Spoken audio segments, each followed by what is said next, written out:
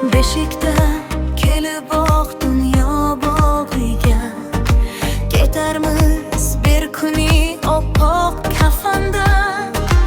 Aldanib bu umrning chapur ostiga kimligimiz unutmaylik do'stlarim.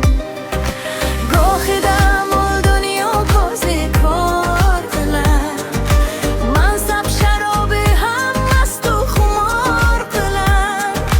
To'proq oqib baribir barobar qilar, kimligimiz unutmaylik do'stlarim. Kimligimiz unutmaylik do'stlarim. Kimligimiz unutmaylik do'stlarim. Oqibat qoladi, izimiz qoladi. Kimligimiz unutmaylik do'stlarim.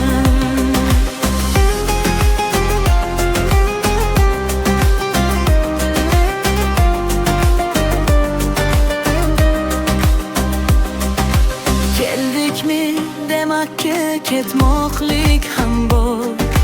Goh yorug' kunlar bor, gohi zulmat tor. Bo'lsa ham ortimizdan dunyolar intizor. Kimligimiz unutmaylik do'stlarim. Ona allasidan boshlangan safar, oq libos kiyib oqlar nihoyat topar. Olim ham bu dunyo shunchaki yoptar. Kimligimiz unutmaylik do'stlarim. Kimligimiz unutmaylik do'stlarim. Kimligimiz unutmaylik do'stlarim. Oqibat qoladi, izimiz qoladi. Kimligimiz unutmaylik do'stlarim.